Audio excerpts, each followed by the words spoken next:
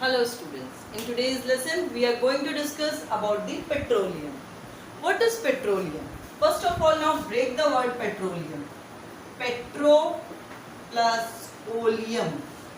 Petro stands for rocks and oleum stands for liquid oil. So what is petroleum?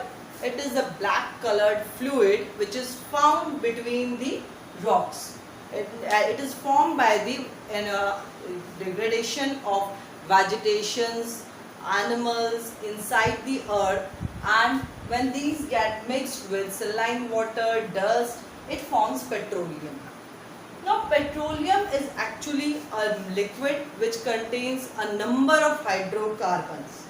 So petroleum is refined for further uses, and the process is known as fractional distillation or fractional refining of the petroleum. In fractional refining, we get a number of products at different temperature ranges.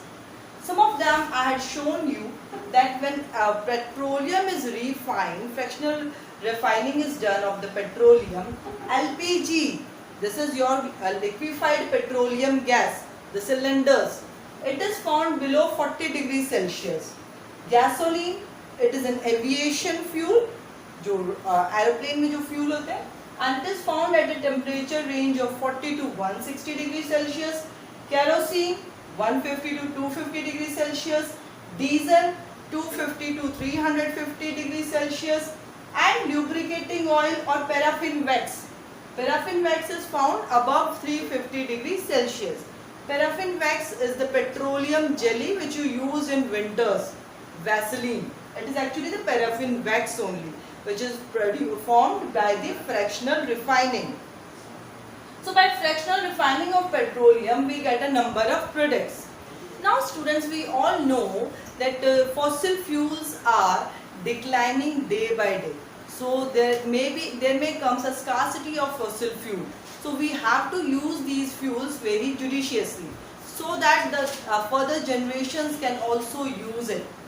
For that purpose, an organization called PCRA, Petroleum Conservation and Research Association. An organization PCRA has given some guidelines. We should always follow these guidelines. These guidelines includes that whenever you are waiting in a traffic signal or something like that, switch off your bike or car.